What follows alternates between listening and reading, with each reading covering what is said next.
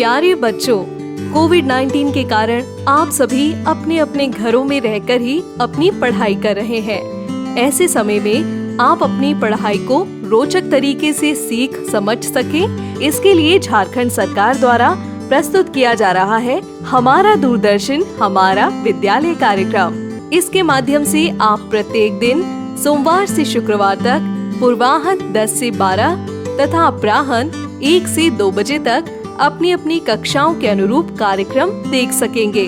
अब पढ़ाई नहीं रुकेगी। स्कूली शिक्षा एवं साक्षरता विभाग झारखंड।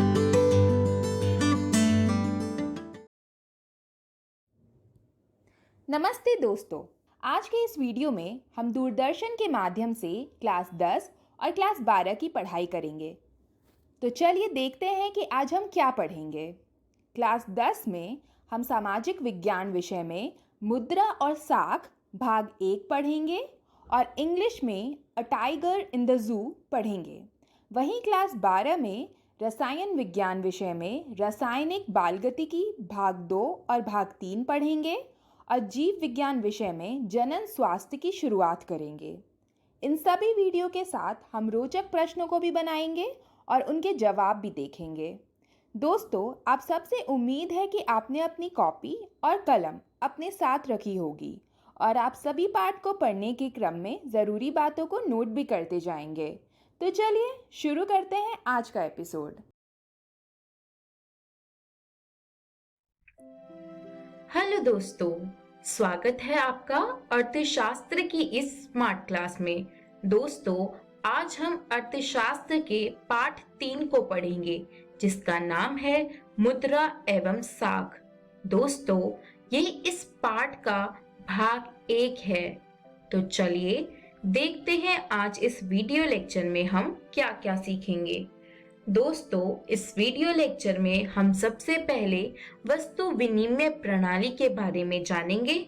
उसके बाद हम वस्तु विनिमय प्रणाली की सीमाओं के बारे में जानेंगे। दोस्तों, उसके बाद हम मुद्रा के बारे में पढ़ेंगे।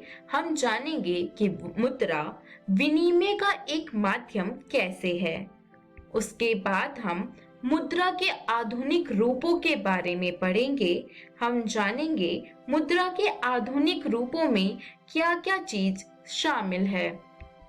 अंत में हम जानेंगे कि मुद्रा के कौन कौन से कार्य होते हैं और इस वीडियो के अंत में हम बैंकों की ऋण संबंधित गतिविधियों के बारे में पढ़ेंगे। तो चलिए दोस्तों, शुरुआत करते हैं आज के इस वीडियो लेक्चर की। इस वीडियो लेक्चर में सबसे पहले हम वस्तु विनिमय प्रणाली के बारे में जान लेते हैं। दोस्तों, वस्तु विनिमय प्रणाली उस समय पर चलती थी जब हमारे पास वस्तु और सेवाओं को खरीदने के लिए मुद्रा नहीं होती थी। दोस्तों, कई सदियों पहले तक मुद्रा की खोज नहीं हुई थी और मुद्रा की इसी गैर मौजूदगी में हम वस्तु विनिमय प्रणाली का इस्तेमाल करते थे। चलिए दोस्तों, वस्तु विनिमय प्रणाली को एक उदाहरण के द्वारा समझते हैं। दोस्तों, ये राम है जो पेशे से एक मोची है और ये श्याम है जो एक किसान है और गेहूं का उत्पादन करता है। दोस्तों, अगर राम को गेहूं की जरूरत है और श्याम को जूतों की जरूरत है, तो ये दोनों आपस में वस्तुओं का आदान प्रदान कर सकते हैं। और ऐसे ही पुराने समय में वस्तुओं का आदान प्रदान या विनिमय होता था और लोग अपनी जरूरतों को पूरा करते थे। दोस्तों, इससे हमें पता चलता है कि वस्तु विनिमय प्रणाली एक ऐसी प्रणाली है जिसमें एक व्यक्ति अपनी आवश्यकताओं की पूर्ति के लिए एक वस्तु या सेवा के बदले दूसरे व्यक्ति से वस्तुओं या सेवाओं का लेन देन यानी विनिमय करता है। दोस्तों, वस्तु विनिमय प्रणाली आवश्यकताओं के दोहरे संयोग के सिद्धांत पर काम करती है। इसका अर्थ ये हुआ कि एक व्यक्ति जो वस्तु बेचने की इच्छा रखता है, वही वस्तु दूसरा व्यक्ति खरीदने की भी इच्छा रखता हो। इसी को आवश्यकताओं का दोहरा संयोग कहते हैं। चलिए दोस्तों, अब वस्तु विनिमय प्रणाली की सीमाओं के बारे में जानते हैं। दोस्तों, इस प्रणाली की पहली सीमा है आवश्यकताओं का दोहरा संयोग। दोस्तों, आवश्यकताओं के दोहरे संयोग का अर्थ ये है कि हमें एक ऐसे व्यक्ति को खोजना होता है जिसके पास हमारी जरूरत की वस्तु हो और साथ ही साथ उस व्यक्ति को उस वस्तु की आवश्यकता हो जिसे हम बेचना चाहते हैं, जैसा कि मूची और किसान के उदाहरण में हमने देखा। दोस्तों, वस्तु विनिमय प्रणाली की दूसरी सीमा यह है कि विनिमय की प्रक्रिया बहुत ही जटिल है और इसमें बहुत ही समय जाता है। दोस्तों, वस्तु विनिमय प्रणाली की तीसरी सीमा ये है कि इसके अंतर्गत वस्तुओं के मूल्य को निर्धारण करना बहुत ही कठिन होता है। दोस्तों, पुराने समय में ये देखा जाता था कि कई बार 1 लीटर दूध के लिए लोगों को 5 से 10 जोड़ी तक जूते देने पड़ते थे। दोस्तों, ऐसा इसलिए होता था क्योंकि लोगों को अपनी वस्तुओं की असली कीमत का अंदाजा नहीं था। तो चलिए दोस्तों, अब जानते हैं कि इन परेशानियों को कैसे खत्म किया गया। दोस्तों, मुद्रा के द्वारा वस्तु विनिमय प्रणाली में आने वाली सभी परेशानियों को खत्म किया गया। दोस्तों, इसी वजह से हमें मुद्रा और साख के बारे में जानना बहुत आवश्यक हो जाता है। तो चलिए दोस्तों, अब पढ़ते हैं वस्तु विनिमय के एक माध्यम के बारे में। दोस्तों, जब हम वस्तुओं का विनिमय मुद्रा के लिए करते हैं और मुद्रा से अन्य वस्तुएं खरीदते हैं, तब हम कह सकते हैं कि मुद्रा विनिमय प्रक्रिया में मध्यस्थता का काम करती है। दोस्तों, इसे ही हम विनिमय का माध्यम कहते हैं। दोस्तों, मुद्रा ने आवश्यकताओं के दोहरे संयोग की समस्या को भी समाप्त कर दिया है। दोस्तों, आज के समय में कोई भी व्यक्ति अगर कुछ खरीदना चाहता है तो वो मुद्रा के बदले उसे खरीद सकता है, और अगर कुछ बेचना चाहता है तो मुद्रा के लिए बेच सकता है। तो दोस्तों, इससे ये जो विनिमय प्रक्रिया हो रही है वो बहुत ही सरल और आरामदेह हो जाती है। दोस्तों, विनिमय का माध्यम मुद्रा का एक कार्य है, लेकिन इसके अलावा मुद्रा के बहुत से और भी कार्य हैं। तो चलिए अब उनके बारे में जानते हैं। दोस्तों, मुद्रा मूल्य का मापक है। यह मौद्रिक रूप में किसी वस्तु के मूल्य को मापता है। दोस्तों, आज के समय में हम किसी भी वस्तु या सेवा का मूल्य मौद्रिक रूप में बता सकते हैं। उदाहरण के तौर पर हम कह सकते हैं कि ये टी शर्ट 200 रुपए की है और चीनी 38 रुपए किलो है। तो दोस्तों, ये हमें वस्तु का मौद्रिक मूल्य दर्शाता है। तो चलिए दोस्तों, अब हम मुद्रा के आधुनिक रूप के बारे में जानते हैं। दोस्तों, जब मुद्रा का चलन शुरू हुआ था, उस समय तरह तरह की चीजें मुद्रा के रूप में इस्तेमाल की जाती थी, जैसे अनाज, पशु, भिन्न भिन्न प्रकार की धातुएं और पत्थर के सिक्के। दोस्तों, बहुत साल पहले मुद्रा को बहुत कीमती धातुओं से भी बनाया जाता था, जैसे सोने चांदी के सिक्के। दोस्तों, आज के समय में मुद्रा में जो चीजें शामिल हैं वे हैं सिक्के, कागजी नोट और बैंक में जमाएं। दोस्तों, ये आधुनिक मुद्रा बहुत ही साधारण कागज या धातु से बनाई जाती है और इनका खुद का अपना कोई इस्तेमाल नहीं है। दोस्तों, अब आप सोच रहे होंगे कि अगर इनका अपने आप में कोई इस्तेमाल नहीं है तो हम इन सिक्कों को या इन नोट को क्यों इस्तेमाल करते हैं। तो चलिए दोस्तों, अब मैं आपको इस प्रश्न का उत्तर बताती हूँ। दोस्तों, हम मुद्रा को विनिमय के माध्यम में इसलिए इस्तेमाल करते हैं क्योंकि ये किसी भी देश की सरकार से प्राधिकृत होता है। दोस्तों, इसका दूसरा कारण ये है कि मुद्रा की मांग और पूर्ति को भारत में रिजर्व बैंक ऑफ इंडिया संचालित करता है। दोस्तों, मुद्रा को विनिमय के रूप में स्वीकृत करने का तीसरा कारण ये है कि कोई भी व्यक्ति कानूनी तौर पर मुद्रा को किसी भी वस्तु या सेवाओं के लेन देन के लिए अस्वीकार नहीं कर सकता। और दोस्तों, इसका चौथा कारण ये है कि मुद्रा वस्तुओं और सेवाओं के मूल्य के मापक है।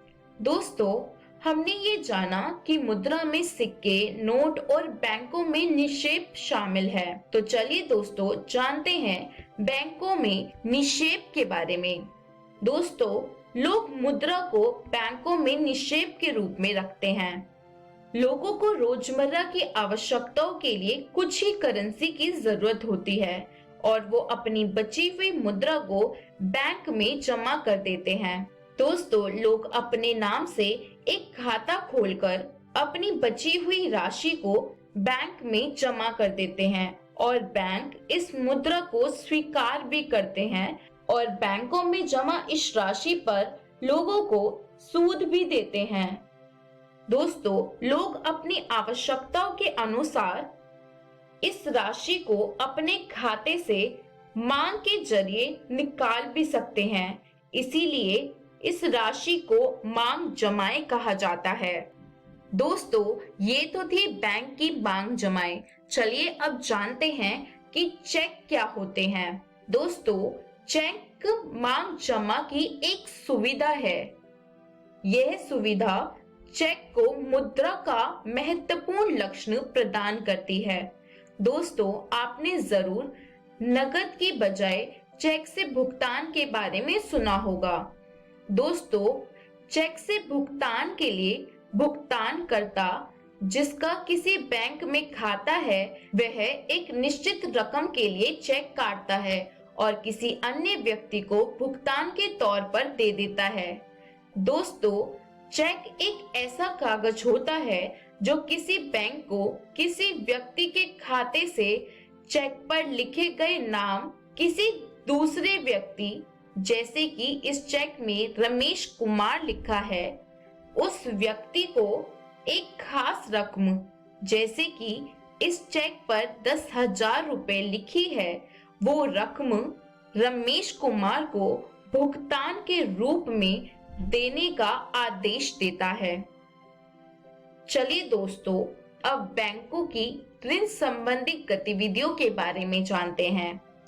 दोस्तों, अभी तक हमने पढ़ा मुद्रा के बारे में, मुद्रा के रूपों के बारे में जाना, हमने बैंक में बैंक जमाओं के बारे में जाना और चेक के बारे में जाना। दोस्तों, इस प्रकार हमने अपने पाठ मुद्रा और साख में से मुद्रा के बारे में पढ़ लिया। अब हमें साख के बारे में जानना भी बहुत जरूरी है। दोस्तों, क्या आपको पता है कि साख किसे कहते हैं?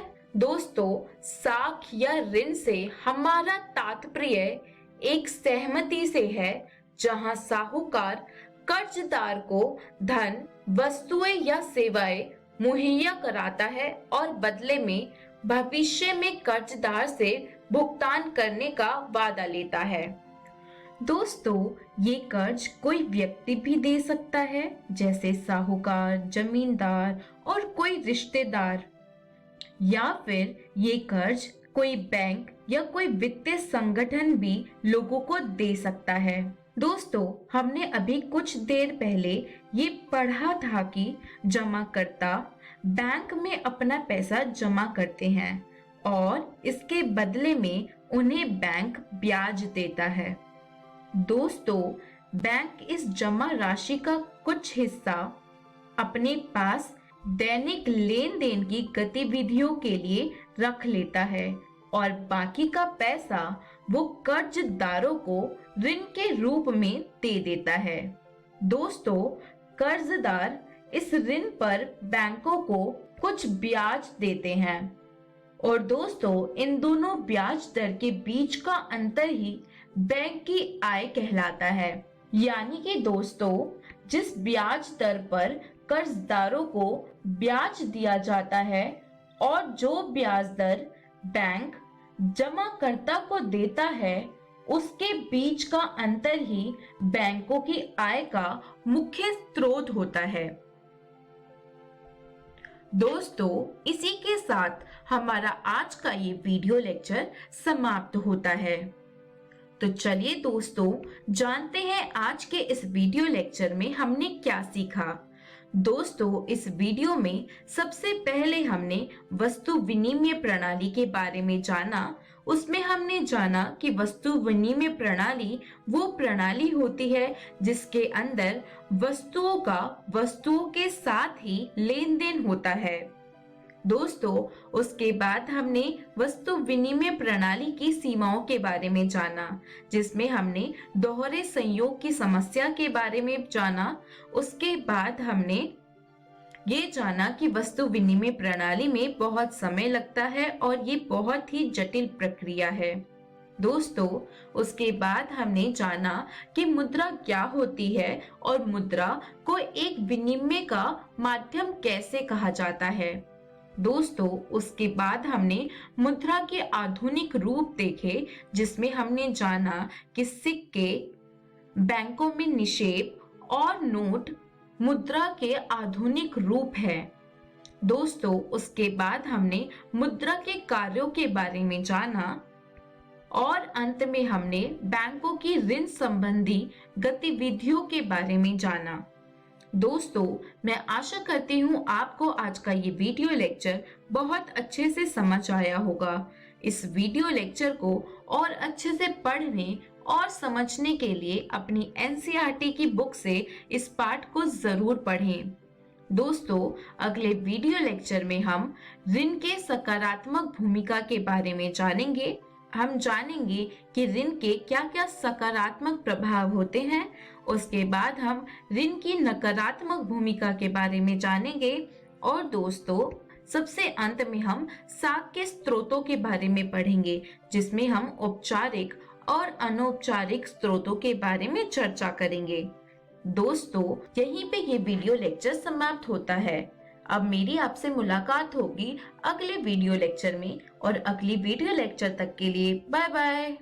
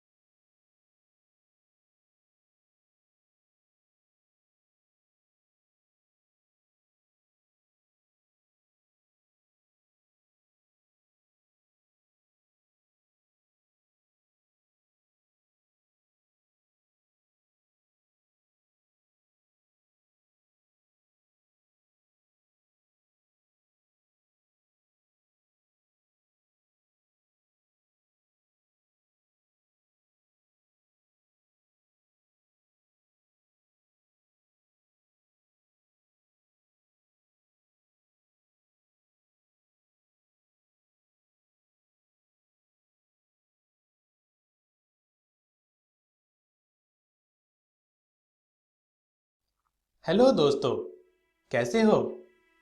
आज हम आपकी क्लास 10th की एक पोयम पढ़ने जा रहे हैं जिसका नाम है a tiger in the zoo, जो आपकी इंग्लिश की ही बुक फर्स्ट फ्लाइट की है। तो आइए दोस्तों, देख लेते हैं कि आज की इस वीडियो में हम क्या पढ़ेंगे और क्या सीखेंगे। About the poet and poem, यानी कि हम कवि और कविता के बारे में कुछ बातें पढ़ेंगे और जानेंगे।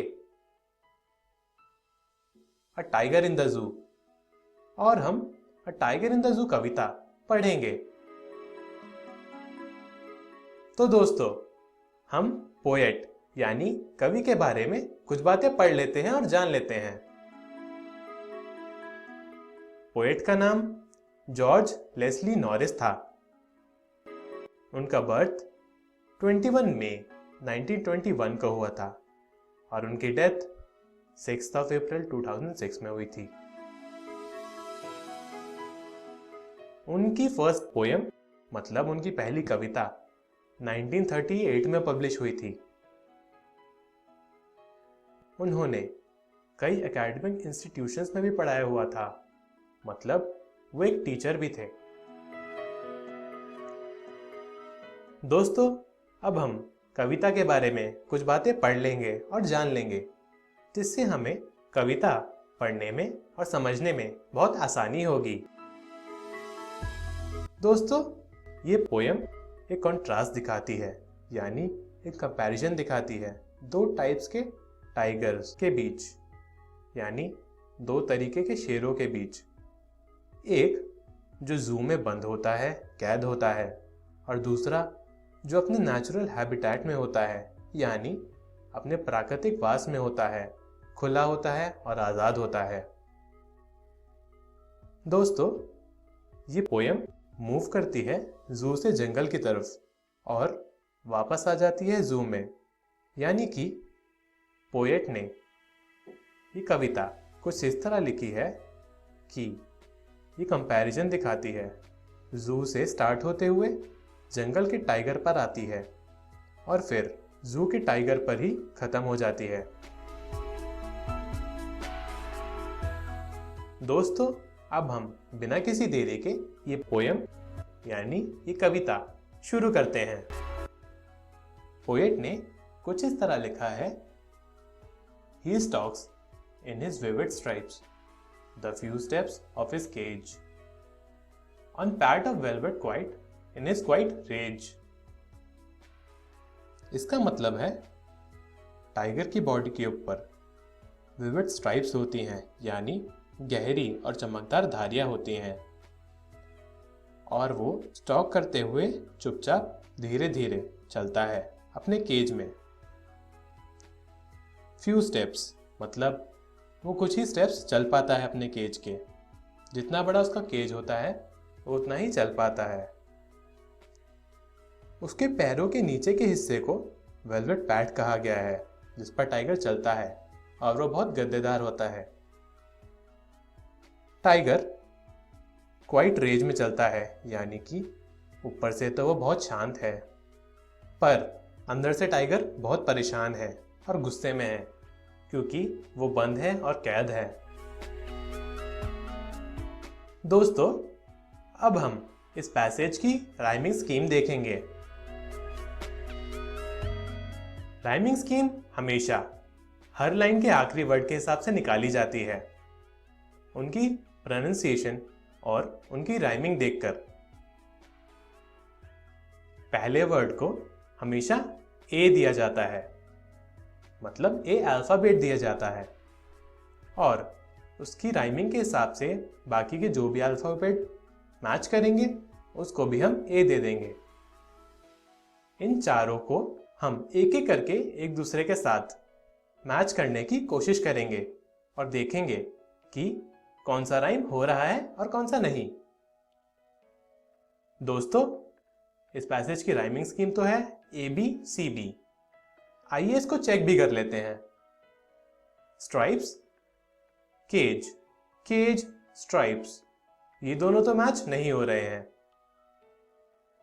स्ट्राइप्स, क्वाइट, क्वाइट, स्ट्राइप्स, ये दोनों भी मैच नहीं हो रहे हैं।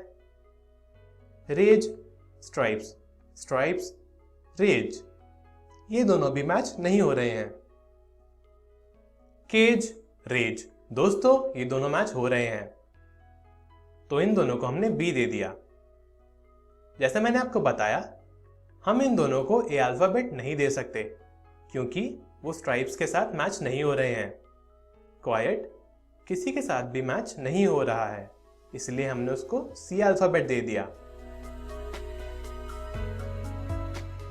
अगला पैसेज है he should be lurking in shadow, sliding through long grass near the water hole where plumed deer pass. दोस्तों इस पैसेज का मतलब है उसे तो लॉन्ग ग्रास यानी लंबी घास के पीछे की शैडो में छुपे हुए होना चाहिए, घात लगाए हुए होना चाहिए ताकि वो अपने शिकार को पकड़ सके। उसे पानी के पास की जगह पर होना चाहिए जहां प्लम डियर यानी बहुत मोटे मोटे हिरण आते हैं जिन्हें वो अपना शिकार बना सके। दोस्तों जैसे मैंने आपको पिछले पैसेज में बताया कि हम राइमिंग स्कीम लास्ट के वर्ड्स के हिसाब से देखते हैं, चेक करते हैं, तो लास्ट के वर्ड्स के हिसाब से इस पैसेज की राइमिंग स्कीम भी ए बी सी बी ही है। चाहे तो आप चेक भी कर सकते हैं। शैडो, ग्रास, ग्रास, शैडो, ये दोनों मैच नहीं हो रहे हैं और हम हमेशा पहले वर्ड को ए अल्फाबेट देते हैं, उसके हिसाब से ही राइमिंग देखते हैं। ग्रास, पास, पास, ग्रास, दोस्तों ये दोनों राइम कर रहे हैं, इसलिए ये दोनों बी अल्फाबेट हुए। होल किसी के साथ भी राइम नहीं कर रहा है, इसीलिए इसको सी अल्फाबेट दिया जाएगा। आइए हम आगे का पैसेज पढ़ते हैं। He should be snarling around houses at the jungle's edge, baring his white fangs, his claws, terrorizing the village. इसका मतलब है उसे घुर्राते हुए होना चाहिए उन घरों के पास जो जंगल के पास वाले गांव में बने हुए हैं, और उसे अपने वाइट फैंग्स और क्लॉज यानी सफेद दांत और पंजों को दिखाते हुए होना चाहिए जिससे गांव वाले डर जाएं। दोस्तों इस पैसेज की राइमिंग स्कीम भी सेम है, ए बी सी बी। आप चाहें तो चेक भी कर सकते हैं। Edge, village, village, edge, B और बी सेम आ रहा है। हाउसेस किसी के साथ मैच नहीं हो रहा है और क्लॉज भी किसी के साथ मैच नहीं हो रहा है। अगला पैसेज है but he is locked in a concrete cell, his strength behind bars stalked the length of his cage ignoring visitors. लेकिन वो लॉक्ड है, बंद है, इम्प्रिजन्ड है एक केज में, और उसकी ताकत किसी काम की नहीं है। वो चुपचाप चल रहा है अपने केज में और अपने विजिटर्स को इग्नोर कर रहा है, यानी ध्यान नहीं दे रहा है उन लोगों पर जो उसे देखने आए हैं। दोस्तों इस पैसेज की राइमिंग स्कीम भी सेम ही है, ए बी सी बी। आखिरी पैसेज है he hears the last voice at night the patrolling cars and stares with his brilliant eyes at the brilliant stars. दिन के आखिर में उसको सिर्फ पेट्रोलिंग कार्स की आवाज आती है, यानी जू के पेट्रोलिंग कर्मचारियों की गाड़ी की आवाज आती है, और वो अपनी चमकती आंखों के साथ स्टार्स को देखता है, यानी सितारों को देखता है, उम्मीद के साथ कि वो कब आजाद होगा। इस पैसेज की राइमिंग स्कीम भी सेम है, ए बी सी बी। दोस्तों ये पोयम यही खत्म होती है। आशा करता हूं कि आपको सब समझ आ गया होगा। आइए देखते हैं कि हमने आज क्या क्या पढ़ा और क्या क्या सीखा। हमने पोएट के बारे में कुछ बातें पढ़ी और पोयम के बारे में भी कुछ बातें पढ़ी। A tiger in the zoo, और हमने a tiger in the zoo कविता पढ़ी। आप सब भी अपने घर जाकर अपनी बुक फर्स्ट फ्लाइट से a tiger in the zoo जरूर पढ़ें, ताकि आपको सब अच्छे से समझ आए और भी मजा और भी आनंद आए आगे पढ़ने में। आइए दोस्तों, देखते हैं कि हम अगली वीडियो में क्या पढ़ेंगे और क्या सीखेंगे। Practice questions. दोस्तों, हम इस poem a tiger in the zoo से रिलेटेड कुछ बहुत ही इंपॉर्टेंट क्वेश्चंस पढ़ेंगे। Thank you.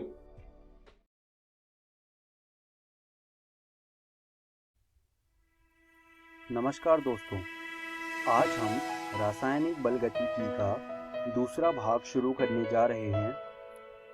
इस वीडियो को शुरू करने से पहले ये देखते हैं कि आज की इस वीडियो में हम कौन कौन सी चीज़ें पढ़ने वाले हैं।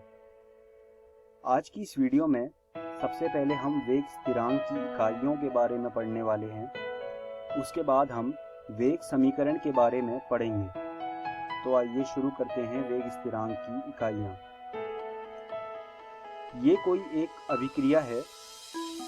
इस अभिक्रिया के लिए जो वेग होगा वो होगा कि A की सांद्रता x और B की सांद्रता y, जहाँ पर x जमा y n के बराबर होगा। तो अगर मैं K को एक तरफ ले जाऊं तो वो हो जाएगा वेग भागा A की सांद्रता x, B की सांद्रता y। अब मैं ऐसा मानता हूँ कि A और B की सांद्रता एक समान है, मतलब वो बराबर है। तो ये बन जाएगा सांद्रता भागा समय गुणा 1 सांद्रता की पावर n। तो अब मैं यहाँ पर n की जगह 0, 1, 2, 3 रखता जाऊँगा और उस हिसाब से मुझे जो k है उसकी इकाई मिलती जाएगी। तो यहाँ पर जो n है वो अभिक्रिया की कोटि है, तो n की जगह पर मैं जो भी नंबर रखूँगा उसके हिसाब से मुझे जो k है उसकी इकाई मिल जाएगी। तो आपके सामने अब ये टेबल आई है। इस टेबल में आप देख सकते हैं कि शून्य कोटि की अभिक्रिया जो है उसके लिए जो वेग स्थिरांक की इकाई है वो है मोल लीटर -1 सेकेंड इनवर्स। और प्रथम कोटि की जो अभिक्रिया है उसके लिए जो वेग स्थिरांक की इकाई है वो है सेकेंड इनवर्स। द्वितीय कोटि की जो अभिक्रिया है उसके लिए जो वेग स्थिरांक की इकाई है वो है mole inverse litre second inverse. तो ये जो वेग स्थिरांक की इकाइयाँ हैं इन्हें आपको याद करना है और अपनी कॉपियों में भी लिख लेना है। अब आगे बढ़ते हैं और बात करते हैं वेग निर्धारक पद की। जटिल अभिक्रियाओं में हम वेग को सीधे नहीं निकाल सकते। हालांकि अगर अभिक्रिया सरल है तो हम उस अभिक्रिया के लिए वेग को सीधे ही निकाल लेंगे, लेकिन जटिल अभिक्रिया के लिए वेग को सीधे नहीं निकाल सकते। जटिल अभिक्रियाओं के लिए वेग को वेग निर्धारक पद से निकाला जाता है और वेग निर्धारक पद जो होता है वो सबसे मंद पद होता है। इस बात को आप अपनी कॉपी में नोट कर लीजिए। आइए अब कोटि और आणविकता के बारे में कुछ बातें जान लेते हैं। पहली जो चीज़ है जो मैं आपको बताना चाहता हूँ वो ये है कि अभिक्रिया की कोटि एक प्रायोगिक मात्रा है। यह शून्य हो सकती है पर आणविकता शून्य नहीं हो सकती।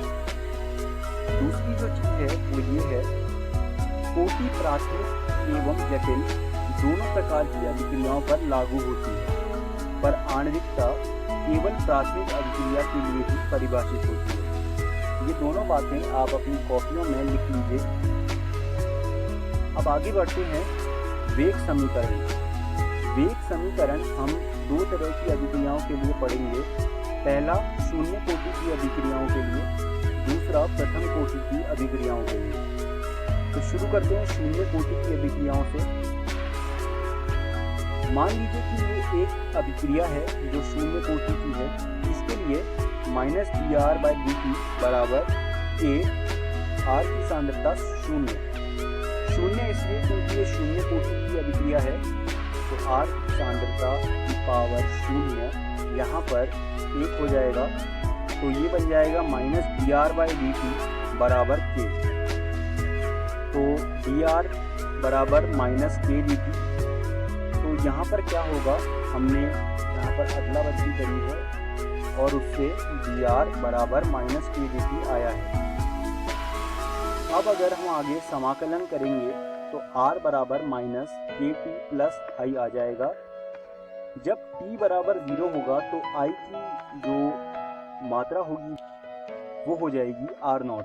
यहाँ जो r0 है वो अभिक्रिया की शुरुआत में जो r की सांद्रता थी उसे दर्शा रहा है।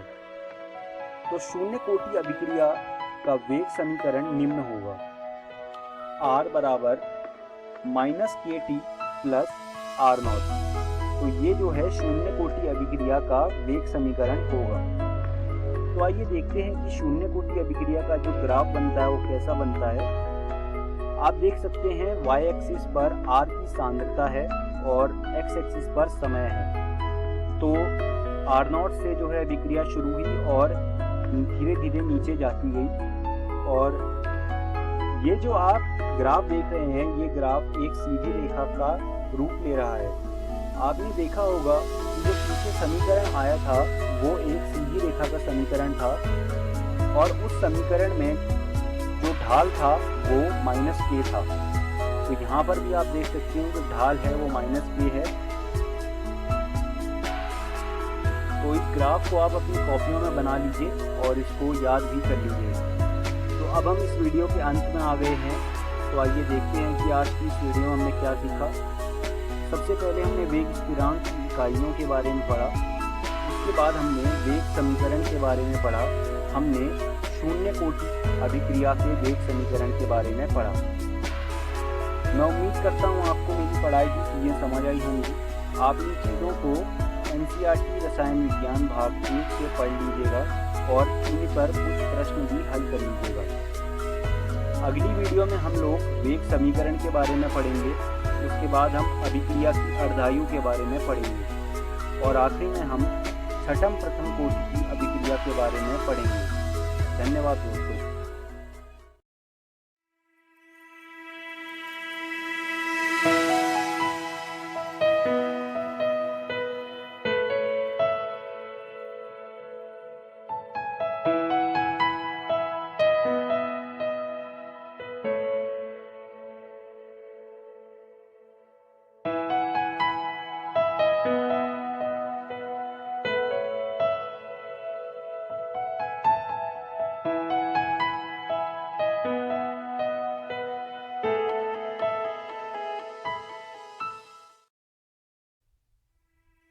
नमस्कार दोस्तों, आज हम रासायनिक बल गतिकी का तीसरा भाग शुरू करने जा रहे हैं।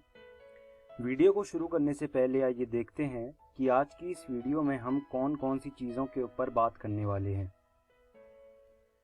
आज की इस वीडियो में सबसे पहले हम वेग समीकरण के बारे में पढ़ेंगे, उसके बाद हम अभिक्रिया की अर्धायु के बारे में पढ़ेंगे, और आखिरी में हम छठम प्रथम कोटि की अभिक्रिया के बारे में पढ़ेंगे। तो आइए शुरू करते हैं वेग समीकरण से। आज की इस वीडियो में हम प्रथम कोटि की अभिक्रियाओं के लिए वेग समीकरण पढ़ेंगे।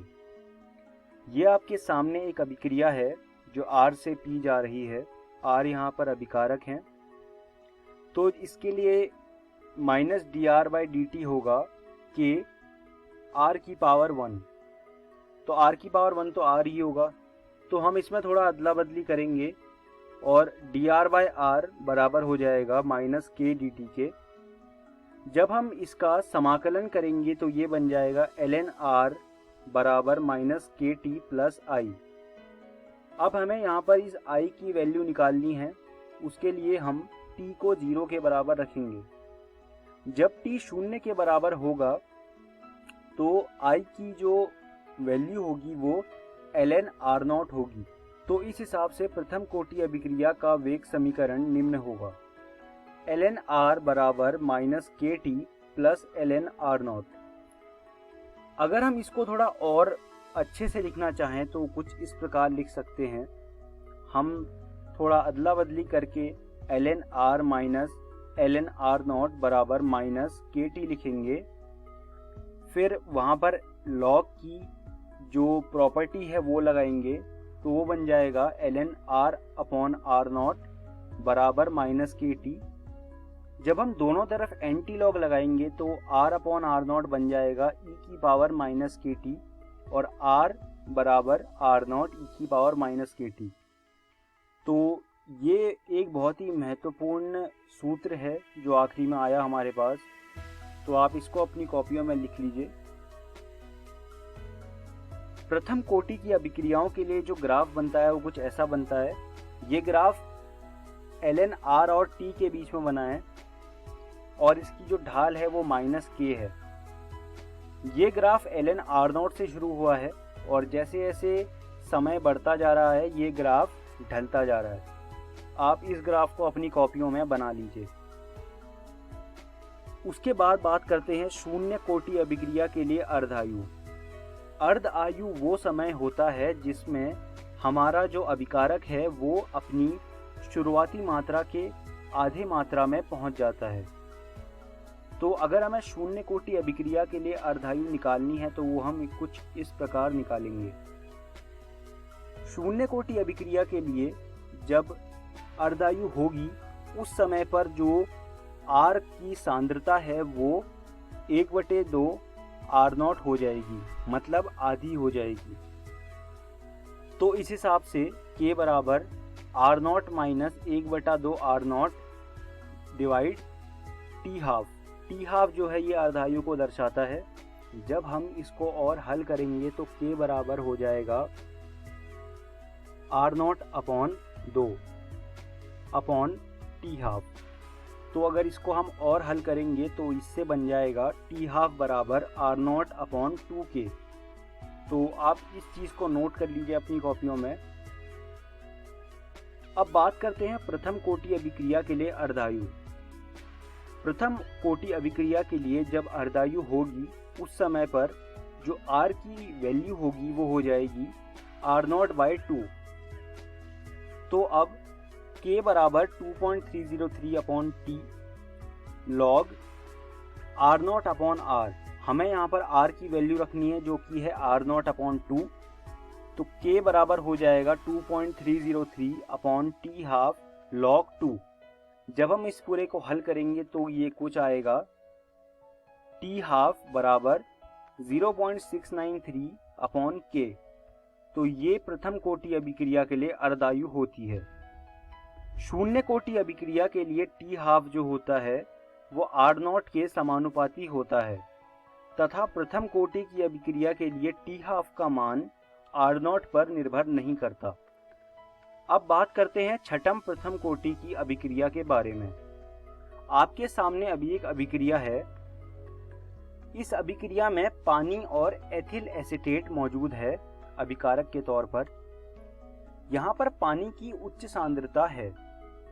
पानी की उच्च सांद्रता के कारण एथिल एसीटेट की सांद्रता की तुलना में पानी की सांद्रता में परिवर्तन बहुत कम होता है। तो परिवर्तन कम होने के कारण ऐसा प्रतीत होता है कि यह जो अभिक्रिया है वो प्रथम कोटि अभिक्रिया है, जबकि ये प्रथम कोटि अभिक्रिया नहीं है। इसलिए इस अभिक्रिया को छठम प्रथम कोटि अभिक्रिया कहते हैं। आप ये चीज अपनी कॉपियों में लिख लीजिए। अब हम इस वीडियो के अंत में बढ़ रहे हैं। आइए देखते हैं कि आज की इस वीडियो में हमने कौन कौन सी चीजें पढ़ी। सबसे पहले हमने वेग समीकरण पढ़ा प्रथम कोटि अभिक्रिया के लिए। उसके बाद हमने अभिक्रिया की अर्धायु के बारे में पढ़ा। उसके बाद हमने छठम प्रथम कोटि की अभिक्रिया के बारे में पढ़ा। मैं उम्मीद करता हूं कि आपको मेरी पढ़ाई हुई सारी चीज़ें समझ आई होंगी और आपको ये सुझाव देना चाहता हूं कि आप ये सब चीज़ें रसायन विज्ञान की जो एनसीईआरटी है कक्षा 12वीं के लिए उससे पढ़ लीजिए और इन चीज़ों के ऊपर कुछ प्रश्न भी हल कर लीजिएगा। अगली वीडियो में हम लोग आरेनियस समीकरण के बारे में पढ़ेंगे। उसके बाद हम उत्प्रेरक का प्रभाव पढ़ेंगे और आखिरी में हम संघटक सिद्धांत के बारे में पढ़ेंगे। धन्यवाद दोस्तों।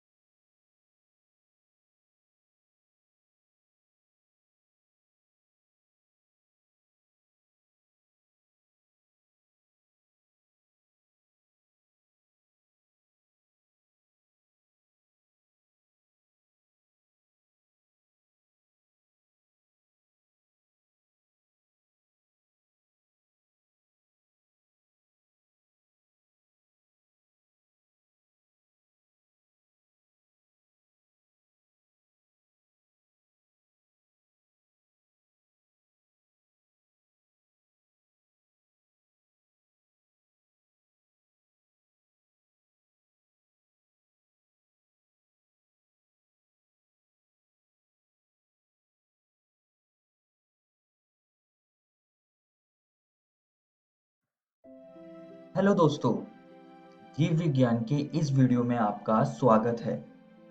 आज हम एक नया अध्याय शुरू करने जा रहे हैं जिसका नाम है जनन स्वास्थ्य। इस वीडियो में हम जनन स्वास्थ्य का परिचय और इससे संबंधित समस्याएं एवं कार्य नीतियों को समझेंगे। तो चलिए शुरू करते हैं। सबसे पहले हम इसका परिचय पढ़ेंगे। जनन स्वास्थ्य क्या है? विश्व स्वास्थ्य संगठन वर्ल्ड हेल्थ ऑर्गेनाइजेशन के अनुसार जनन स्वास्थ्य का अर्थ है जनन के सभी पहलुओं सहित एक संपूर्ण स्वास्थ्य अर्थात शारीरिक, भावनात्मक, व्यवहारात्मक तथा सामाजिक स्वास्थ्य है। अब दोस्तों, अब हम इस अध्याय में जनन स्वास्थ्य को प्रभावित करने वाली कुछ चीजों के बारे में पढ़ेंगे, जैसे कि अत्यधिक जनसंख्या, गर्भ निरोधक, यौन संचारित संक्रमण और बंध्यता। आइए दोस्तों, अब समस्याएं एवं कार्य नीतियों को समझते हैं। दोस्तों, सबसे बड़ी समस्याओं में से एक समस्या है अत्यधिक जनसंख्या, और इस समस्या को काबू करने के लिए सरकार ने राष्ट्रीय कार्य योजना और कार्यक्रम की शुरुआत करी। इनको परिवार नियोजन के नाम से जाना गया। इन सारे कार्यक्रमों में से जनन एवं बाल स्वास्थ्य सेवा कार्यक्रम सबसे प्रसिद्ध था। इन कार्यक्रमों के अंतर्गत सुविधाएं एवं प्रोत्साहन दिए जाते हैं, जिसके परिणाम स्वरूप एक जननात्मक रूप से स्वस्थ समाज तैयार हो सके। और भी कई तरीके हैं जो जनन स्वास्थ्य को प्रभावित करते हैं और समस्या को काबू करते हैं, जैसे कि लोगों को जनन संबंधित विभिन्न पहलुओं के बारे में जागरूक करना, यौन शिक्षा देना जिसमें कि विद्यालय, परिवार एवं दोस्त भी बहुत महत्वपूर्ण भूमिका निभाते हैं, जनन तंत्रों का विकास और एसटीडी यानी कि यौन संचारित बीमारियों के ज्ञान से भी समस्याएं कम हो सकती है। अगली कार्यनीति है जन नियंत्रण उपकरण, जिसमें कि इन उपकरणों के इस्तेमाल के लिए लोगों को जागरूक करना और इनके फायदे बताना। और माँ और बच्चे की देखभाल। अगला है यौन शोषण और सेक्स संबंधी अपराधों की रोकथाम, ताकि लोग इन्हें रोकने एवं जननात्मक रूप से जिम्मेदार एवं सामाजिक रूप से स्वस्थ समाज तैयार करने के बारे में विचार करें और आवश्यक कदम उठाएं। आइए दोस्तों, अब आगे बढ़ते हैं और एक महत्वपूर्ण विषय उल्बवेधन यानी कि एमनियोसेंटेसिस को पढ़ते हैं। उल्बवेधन एक भ्रूण लिंग और विकार निर्धारण परीक्षण है जो विकासशील भ्रूण के आसपास के एमनियोटिक द्रव में भ्रूण कोशिका के गुणसूत्र पैटर्न पर आधारित है। आइए अब इसको थोड़ा और अच्छे से समझते हैं और देखते हैं कि ये कैसे किया जाता है। अब दोस्तों चिकित्सक अल्ट्रासाउंड की मदद से भ्रूण की तस्वीर को कंप्यूटर स्क्रीन पर देखता है। इसको देखते देखते वो सही जगह डिसाइड करता है कि कहाँ से उसको सुई को अंदर डालना है। सुई को अंदर डालने से पहले जो चिकित्सक है वो लोकल एनेस्थीसिया देता है जिससे कि जो सतह है वो सुन्न हो जाती है जहाँ से एमनियोसेंटेसिस की सुई को अंदर डालना है। अल्ट्रासाउंड मॉनिटर को ध्यान से देखते हुए चिकित्सक सुई को गर्भाशय में डाल देता है जिससे कि वहां से वो एमनियोटिक द्रव को एक्सट्रैक्ट कर लेता है।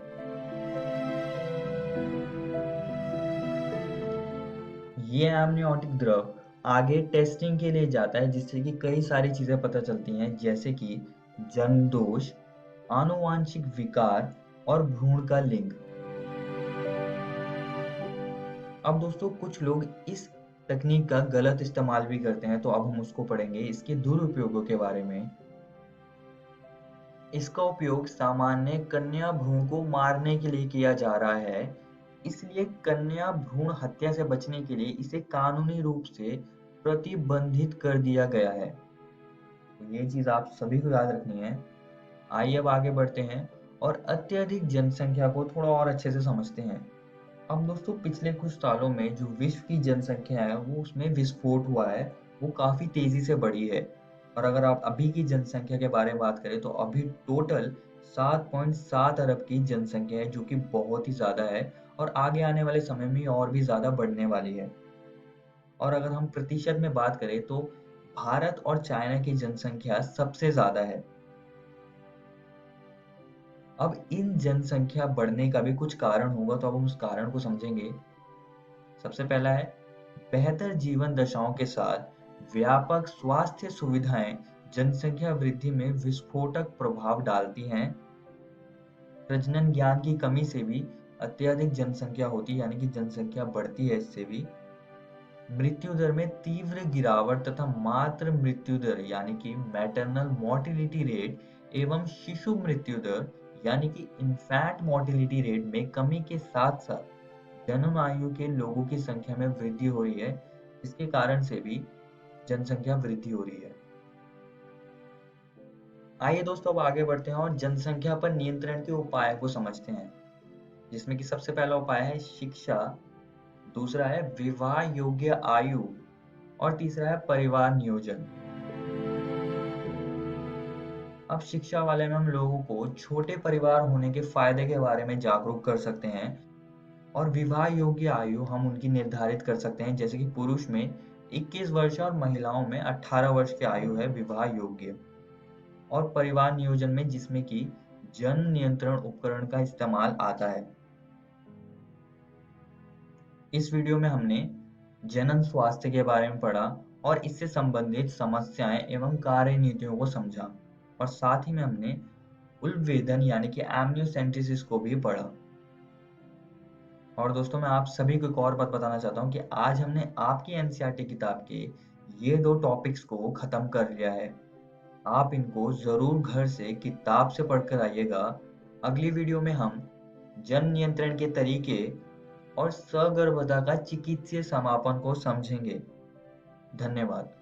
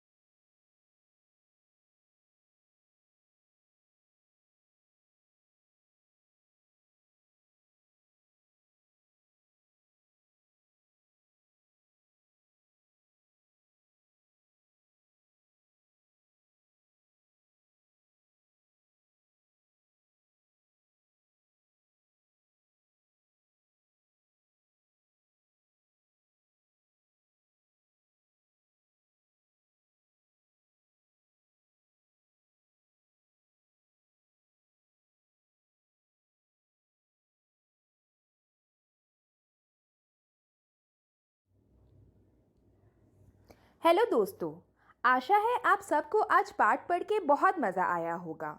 तो चलिए देख लेते हैं कि आज हमने क्या पढ़ा।